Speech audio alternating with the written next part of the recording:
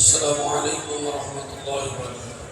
أكن درس اللهم صل وسلم وبارك على رسول الكريم رحمة للعالمين شافي المذنبين سيدنا مولانا محمد وعلى آله وبيته وأولاده وذريته وأزواجه وصحابه وأوليائه وأمته أجمعين كما صليت وسلمت وباركت ورحمت على سيدنا إبراهيم وعلى آل سيدنا إبراهيم إنك حميد مجيد. أعوذ بالله من الشيطان الرجيم. بسم الله الرحمن الرحيم. ولتكن منكم أمة يدعون إلى الخير ويأمرون بالمعروف وينهون عن المنكر وأولئك هم المفلحون. أكرد رسول اللهم صل وسلم وبارك على رسول الكريم رحمة للعالمين شافع النبي سيدنا مولانا محمد وعلى آله وبيته وأولاده وذريته وأزواجه وصحابه وأوليائه وأمته أجمعين كما صليت وسلمت وباركت ورحمت على سيدنا إبراهيم وعلى سيدنا إبراهيم وإنك حميد مجيد. সমস্ত প্রশংসা সেই মহান রব্বুল আলামিনের, যিনি আমাদেরকে এই পবিত্র সালানা মজলিসে এই প্রার্থনা সভাতে আসার এবং বসার তৌফিক দিয়েছেন। প্রত্যেকেই মহান সৃষ্টিকর্তার দরবারে কৃতজ্ঞতা প্রকাশ করি, কালিমাতুশ শুকর আদায় করি, জোরে বলি আলহামদুলিল্লাহ। সেই মহামানব রাসূলুল্লাহ সাল্লাল্লাহু আলাইহি ওয়াসাল্লামের দরবারে শত শত কোটি কোটি দরুদ ও সালাম বর্ষিত হোক। প্রত্যেকেই বলি আল্লাহুম্মা আমিন, আল্লাহুম্মা আমিন। আমি যে আয়াতে কারিমা পাঠ করেছি সূরা আলে ইমরানের 151 নম্বর আয়াতে কারিমা, কারণ আল্লাহ পাক রব্বুল আলামিন এই আয়াতে কারিমার মধ্যে কি বলতে চাচ্ছেন? ভালো কাজের আদেশ করা আর মন্দ কাজের নিষেধ করা মুসলিমদের উপর আল্লাহ পাক রব্বুল আলামিনের নির্দেশ আছে। আল্লাহ নির্দেশ দিয়েছেন ভালো কাজের আদেশ করা আর খারাপ কাজের নিষেধ করা। এটা হলো আল্লাহ পাক রব্বুল আলামিনের নির্দেশ। তাহলে আল্লাহ কি জানাচ্ছেন? যে তোমাদের মধ্যে এমন একটা দল, এমন একটা জামাত থাকবে যে যারা কি করবে? মানুষের কল্যাণের দিকে ডাকবে, ন্যায়ের দিকে ডাকবে, সত্যের দিকে ডাকবে এবং ন্যায়ের আদেশ করবে, অন্যায় নিষেধ করবে। তারাই হবে সফল কাম। ধরে বলি সুবহানাল্লাহ। আল্লাহ পাক রব্বুল আলামিন জানিয়ে দিচ্ছেন। তবে এক শ্রেণীর মানুষ, এক শ্রেণীর দল থাকবে যারা ভালাইয়ের দিকে ডাকবে, সত্যের দিকে ডাকবে। সেই সমস্ত ব্যক্তি কারা? আল্লাহ পাক রব্বুল আলামিন বলেছেন, কুনতুম খায়রা উম্মাতিন উখরিজাত লিন-নাস তা'মুরুনা বিল মা'রুফি ওয়া তানহাউনা আনিল মুনকার। তোমরাই হলে শ্রেষ্ঠ মানুষ, তোমরা হলে খায়রা উম্মত। তোমরা কারা? আল্লাহ পাক রব্বুল আলামিন বিশ্ববাসীর দিকে তাকিয়ে বললেন, কোন কোন দল, কোন সিলসিলাকে মেনশন করলেন না। গোটা বিশ্বের দিকে তাকিয়ে বললেন তোমরাই হলো শ্রেষ্ঠ মানুষ। এই শ্রেষ্ঠ মানুষ কারা? উখরিজাত লিন-নাস। এই মানুষের মধ্য থেকে আল্লাহ পাক রব্বুল আলামিন কিছু মানুষকে ছাঁটাই ও বাছাই করে করে বার করে নেবেন। তারা কারা? যারা আল্লাহর হুকুম মতো চলবে, নবীর তরিকা অনুযায়ী চলবে। এই সমস্ত ব্যক্তিদেরকে আল্লাহ পাক রব্বুল আলামিন ছাঁটাই ও বাছাই করে একটাই দল বানাবেন। এরাই হলো সুন্নাত ওয়াল জামাতের দল, এরাই হলো সত্যের দল, এরা হলো খায়রা উম্মত। জোরে বলি সুবহানাল্লাহ। এই শ্রেষ্ঠ মানুষ যারা হবে, শ্রেষ্ঠ উম্মত যারা হবে, এদের কাজ কি? তা'মুরুনা বিল মা'রুফি ওয়া তানহাউনা আনিল মুনকার।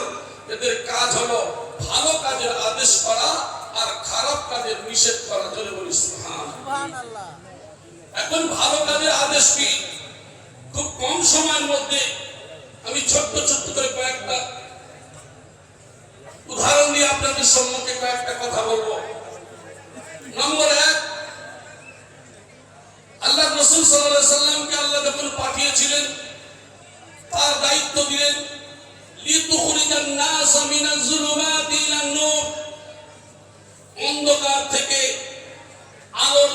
ডেকেছিলেন তিনি হলেন মুহাম্মদুর রাসূলুল্লাহ সাল্লাল্লাহু আলাইহি ওয়াসাল্লাম।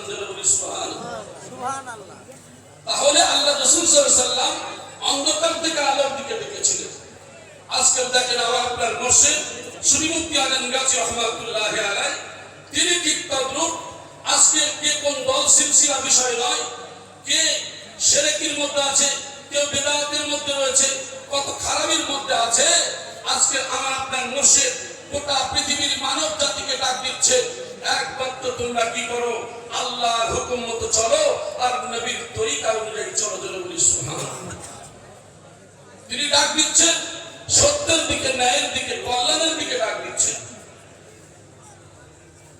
দেখে কি বলছেন যে বাবা আমার রাসূলের আদর্শ, রাসূলের তরিকা কি রয়েছে, এটাকেই তোমরা ফলো করো। আজকে দেখতে পাচ্ছেন আমার আপনার মুর্শিদ সুফি মুফতি আজম গাজী রাহমাতুল্লাহ আলাইহি যেমন রাসূলুল্লাহ সাল্লাল্লাহু আলাইহি সাল্লাম তিনি ছিলেন দয়ালু, এমন দয়ালু ছিলেন যে মানবের যাদের খাওয়া হতো না, অসহায় ক্ষুধার্ত ব্যক্তিকে আল্লাহ নবী সাল্লাল্লাহু আলাইহি সাল্লাম খাওয়াতেন। যারা অসহায় ছিলেন তাদের পাশে দাঁড়াতেন। আজকে দেখেন সুফি মুফতি আজম গাজী রাহমাতুল্লাহি আলাইহি দরবার, এখানে কোনো দল, কোনো সিলসিলার বিষয় নেই। গোটা পৃথিবীর মানুষ এখানে এসেছে বিভিন্ন জায়গা থেকে। এছাড়াও সমস্ত জাতি, ধর্ম, বর্ণ নির্বিশেষে সমস্ত ধর্মের মানুষেরা এখানে এসেছেন। যেমন রাসূলের দরবারে বিভিন্ন ধরনের মানুষরা যেতেন, ঠিক আজকের সুফি মুফতি আজম গাজী রাহমাতুল্লাহ দরবারে সমস্ত ধর্মের মানুষেরা আসেন। আর আমার আপনার মুর্শিদ রাসূলুল্লাহ সাল্লাল্লাহু আলাইহি ওয়াসাল্লামের তরিকা অনুযায়ী অন্ধকার থেকে নিয়ে তাদেরকে আলোর দিকে নিচ্ছেন। জোরে বলি সুবহানাল্লাহ। অন্ধকার থেকে আলোর দিকে দিচ্ছেন। সর্বপ্রথম তিনি বললেন যে বাবা বিনা কাজায় 5 ওয়াক্ত নামাজ কায়েম করো। আজকে আমরা লক্ষ্য করে দেখি মানুষ ট্রেনে চলে, বাড়ি গাড়িতে বিভিন্ন জায়গায় যায়, নামাজ কাজা করে ফেলে।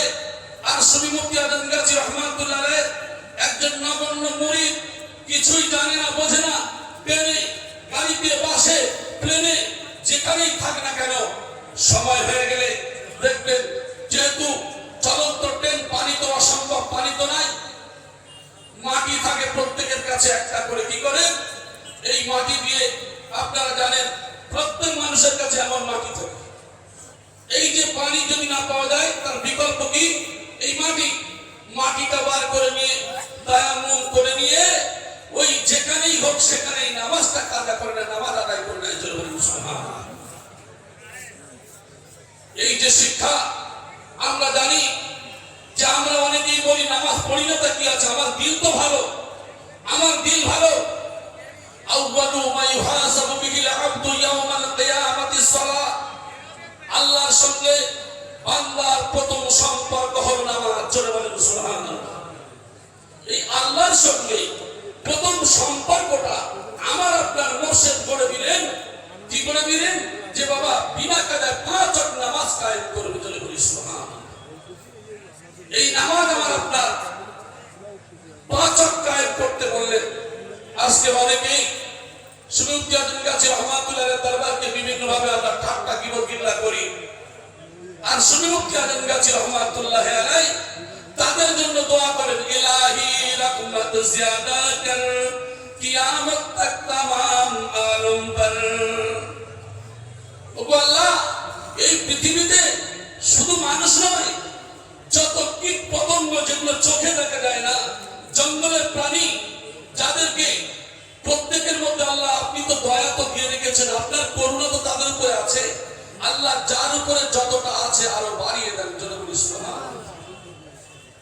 কেমন মহৎ ব্যক্তি, কেমন ওলি আল্লাহ, এই কামেল ওলি আল্লাহ, এমন কামেল ওলি আল্লাহ যেমন আমার আপনার রাসূল কুল কায়নাতের জন্য এসেছেন। সূরা আহকাবের আয়াত নম্বর 40, সূরা আম্বিয়ার আয়াত নম্বর 107, সূরা সাবার আয়াত নম্বর 28, এছাড়াও অনেক জায়গায় আছে।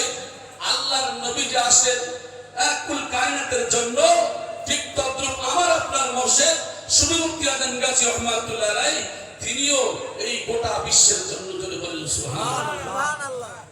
আজকে সেই একই রূপ, সেই রূপ ধরে তিনি চলছেন। যেমন রাসূলুল্লাহ সাল্লাল্লাহু আলাইহি ওয়াসাল্লাম নামাজের জন্য শেষ সময়, অন্তিম সময়ে আল্লাহ রাসূল সাল্লাল্লাহু আলাইহি ওয়াসাল্লাম উম্মাহাতুল মুমিনিন হযরত আয়েশা সিদ্দিকা রাদিয়াল্লাহু তাআলা আনহার কোলে শুয়ে আছেন মাথা দিয়ে, একবার হুঁশ একবার বেহুশ। এমন সময়ে বলছে, আয়েশা আমার মাথাটা একটু উঁচু করে ধরো। দেখতে পেলেন মসজিদে নববীতে নামাজ শুরু হয়ে গেছে। আল্লাহ রাসূল সাল্লাল্লাহু আলাইহি ওয়াসাল্লামের চোখ মোবারক থেকে ঘটনা অনেক বড়, আমি উদাহরণ দিচ্ছি। চোখ থেকে পানি ঝরছে। আল্লাহ রাসূল, আপনার চোখ থেকে পানি পড়ছে কেন? আপনার চোখে অশ্রু ঝরছে কেন? আল্লাহ নবী সাল্লাল্লাহু আলাইহি সাল্লাম তিনি কি বললেন, আয়েশা এই যে চোখের পানিটা আমার আনন্দের পানি। জোরে বলেন সুবহানাল্লাহ। তাইফের ময়দানে আমার কত রক্ত ঝরেছে, উহুদের ময়দানে আমার দান্নান মোবারক শহীদ হয়ে গেছে, আমার আজকে সব দুঃখ উপশম হয়েছে, সব কষ্ট ঘুচে গেছে। আমার উম্মতেরা কিয়ামত পর্যন্ত এমন করে নামাজ আদায় করবে। জোরে বলেন সুবহানাল্লাহ। সেই নামাজের উপরে আমাদের মুর্শিদ সুলুকি আজান গাজী রাহমাতুল্লাহ আলাইহি এমন কঠোরভাবে শক্তভাবে নামাজের কথা বলেছেন যে কোনো অবস্থায় নামাজ কাজা করা যাবে না। দাঁড়ানো অবস্থায়, বসা অবস্থায়, শোয়া অবস্থায়, সর্ব অবস্থায় তোমার ক্ষমতা নেই, তুমি চোখের ইশারা দিয়ে হলেও নামাজ পড়ো। জোরে বলেন সুবহানাল্লাহ। এই নামাজ যে কায়েম করতে বলেছেন, নামাজ প্রতিষ্ঠিত করতে বলেছেন। তারপরে তিনি কি দিলেন? কোরআনের একটা ছোট্ট ওজিফা দিলেন। আমাদের মাওলানা সাহেব বলেছেন এই ছোট্ট ওজিফা 8 খতম 10 পারা সওয়াব প্রত্যেক দিন নামায় আমলে যায়। জোরে বলেন সুবহানাল্লাহ। কারণ আমার পিতা মারা গেল, আমার মা মারা গেল, যে কেউ মারা গেল, কোন পীর ভাই পীর বোন মারা গেল, আজকে এই মুহূর্তে এখনই এমন একজন নতুন ব্যক্তি এসেছেন যিনি জানেন না এই সূরা ফাতিহা, সূরা ইখলাস, ফালাক, নাস আর দরুদ শরীফ পড়েছেন, মারা গেল। ওই মানুষটা কবরে চলে যাওয়ার পরে একজন পীর ভাই প্রত্যেক দিন 8 খতম 10 পারা সওয়াব একটা পীর ভাই তার পাগড়িয়ে পৌঁছাচ্ছেন। জোরে বলেন সুবহানাল্লাহ। তাহলে কোটি কোটি কোটি পীর ভাই একই ভাবে ওজিফা পড়ছেন। আর এই যত দোয়া আছে, দোয়ার মধ্যে একটা দোয়া কি করেন, আয় আল্লাহ এই ওজিফা পড়ে যারা চলে গেছেন তাদের পাগড়িয়ে পৌঁছে দিন। যারা বর্তমানে পড়ছেন এদের উপরে রহম করুন। এখনো জন্মাই নাই যারা কিয়ামত পর্যন্ত এসে পড়বে তাদের উপর আল্লাহ আপনি রহম করুন। জোরে বলি সুবহানাল্লাহ। যে ওজিফা পড়ছে পড়বে, আর যারা পড়ে চলে গেছে কি দোয়া আমার আপনার মুর্শিদ করলেন, কেমন ওলি আল্লাহ, কেমন দরজার ওলি আল্লাহ রয়েছে। তাহলে একটা মানুষ যদি, আমি আপনি যে কেউ যদি মারা যায় 8 খতম 10 পারা করে যদি পাঠায়, তাহলে কোটি কোটি পীর ভাই প্রত্যেকদিন কত খতম এই কোরআনের খতম, কোরআনে মাজিদের খতম তার কবরে পৌঁছাবে। আমার ভাই প্রত্যেকদিন কোরআন শরীফের যে খতম কোটি কোটি কোটি কোটি, যেটা কম্পিউটার ফেল হয়ে যাবে, দেখা যাচ্ছে তার কবরে সদকায়ে জারিয়া হচ্ছে। চলো বলুন সুবহানাল্লাহ। মানুষ মারা গেলে আমরা তো বলি সব আমল বন্ধ হয়ে যায়, কিন্তু আমার আপনার মুর্শিদ এমন একটা আমল দিয়েছেন যে আমলটা হলো সদকায়ে জারিয়া, এই কিয়ামত পর্যন্ত চলতেই থাকবে, চলতেই থাকবে। আমার আপনার মুর্শিদ এই জন্য তো ওজিফার কথা বলেন, বাবা কে জওয়ান আছে, কে বৃদ্ধ, কে বৃদ্ধা, কে ছোট আছে, কে বড় আছে, তোমার কাজ হলো শুধু ওজিফাটা তাকে ধরিয়ে দাও।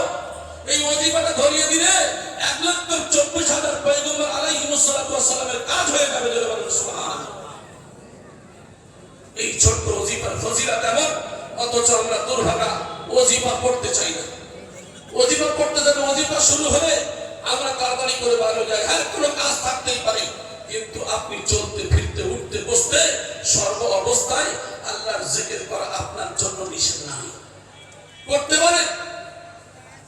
তারপরে রিজকে হালাল খেতে বললেন, রিজকে হালাল, এই হালালের উপর সুলুকি আজান গাজী রাহমাতুল্লাহ কতটা জোর দিলেন। যদিও আমি আলোচনা করেছিলাম হালালের বিষয়ে, এই হালাল খেতে হবে। আমি আপনি যত ইবাদত বندگی করি, যত ভালো করি, তাকবীরুল্লাহর সঙ্গে নামাজ পড়ছি, কিন্তু নামাজের মধ্যে আমার আপনার স্বাদ আসে না, ঠিক আশা মিটছে না, বিভিন্ন ভাবে মন মস্তিষ্ক আলাদা হয়ে যাচ্ছে। কারণ আমার রিজিকের মধ্যে যদি হারাম থাকে তাহলে এই হারাম কি করবে? আপনার মন মস্তিষ্ককে ভুলিয়ে দেবে। এই হালাল খাদ্যের উপর কেন জোর দিয়েছেন? আল্লাহ রাসূল সাল্লাল্লাহু আলাইহি ওয়াসাল্লাম হাদিসের মধ্যে বলেছেন, তালাবু কাসবিল হালালি ফরিদাতু বাদাল ফরিদা, অন্যান্য ফরজের ন্যায় হালাল রুজি তালাশ করো। জোরে বলি সুবহানাল্লাহ। ইয়া আইয়ুহার রাসূল কুলু মিনাত তাইয়্যিবাতি ওয়া আমালু সালিহান, ইয়া আইয়ুহাল্লাযীনা আমানু কুলু মিন তাইয়্যিবাতি মা রাযাকনাকুম। হাদিসে কুদসির মধ্যেও বলা হয়েছে, হে রাসূল সাল্লাল্লাহু আলাইহি ওয়াসাল্লাম, সর্বপ্রথমে তুমি হালাল খাও, তারপরে সৎ কাজ করো। হে ঈমানদারগণ, তোমাদের মধ্যে যে পবিত্র বস্তু দিয়েছি, যে রিজিক দিয়েছি, তার থেকে তোমরা ভক্ষণ করো। জোরে বলি সুবহানাল্লাহ। তাহলে আমার আপনার মুর্শিদ তিনি কি মন গড়া বলেছেন? হালাল খাওয়ার ব্যাপারে, হালাল খাওয়ার ব্যাপারে তিনি মন গড়া বলেন নাই, বরং তিনি এই যে কোরআন ও হাদিস থেকে নিয়ে আমাদের সম্মুখে তুলে দিলেন। আমরা কি করি? এই হালাল তাইয়্যিবান, হালাল খেতে বলেছেন। এবার হালালের মধ্যে কেমন হালাল তাইয়্যিব, এটাই নিয়ে যদি ডিসকাস করা যায় অনেক সময় চলে যাবে। খাদ্যের মধ্যে হালাল তো অবশ্যই, আবার তাইয়্যিব বলা হয়েছে। কেমন কেমন পাক পবিত্র বস্তু, এরপরে যদি চিন্তা করা যায়, আমরা অনেক হালাল খাদ্য খাই, যে হালাল খাদ্য খাওয়ার কারণে আমাদের শরীরের কোষ আছে, যে কোষগুলোকে আমরা অনেক সময় মেরে দিই। কিডনি খারাপ হয়ে যায়, হার্ট খারাপ হয়ে যায়, বিভিন্ন ভাবে শরীরের বিভিন্ন অঙ্গ প্রত্যঙ্গ আমরা খারাপ করে ফেলি। কিসের কারণে?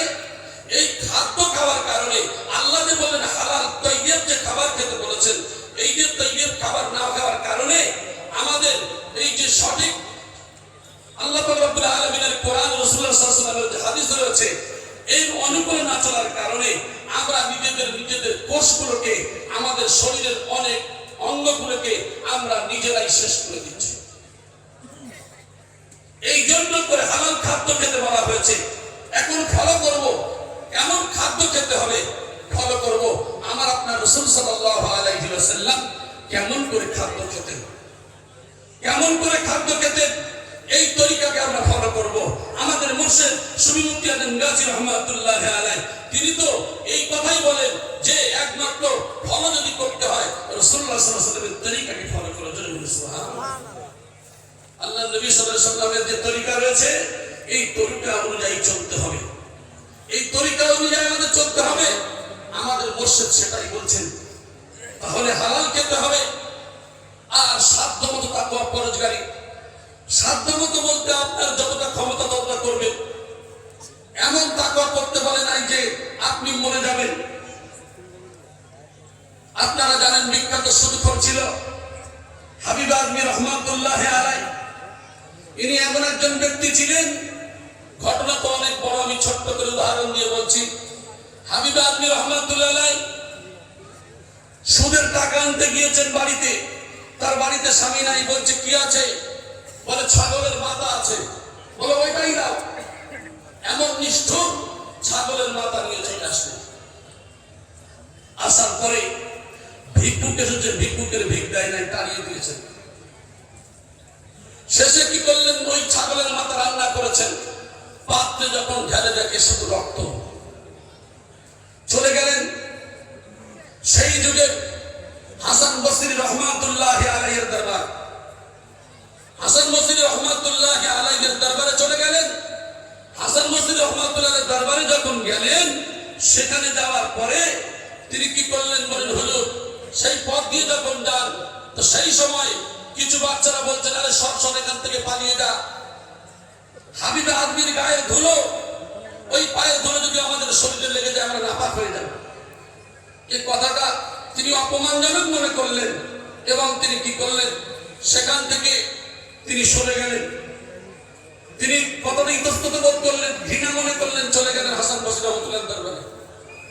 আকারে দরুদ শরীফ পড়েন, আল্লাহুম্মা সাল্লি ওয়া সাল্লিম ওয়া বারিক আলা আবদিকা ওয়া রাসূলিল কারীম রাহমাতুল লিল আলামিন শাফিউল মুজরিমিন সাইয়্যিদিনা ওয়া মাওলানা নবিয়িনা মুহাম্মাদিন ওয়া আলা আলিহি ওয়া সাহবিহি ওয়া আওলাদিহি ওয়া সাহবিহি আউলিয়াইহি ওয়া উম্মতিহি আজমাইন কামা সাল্লাইতা ওয়া সাল্লামতা ওয়া বারাকতা ওয়া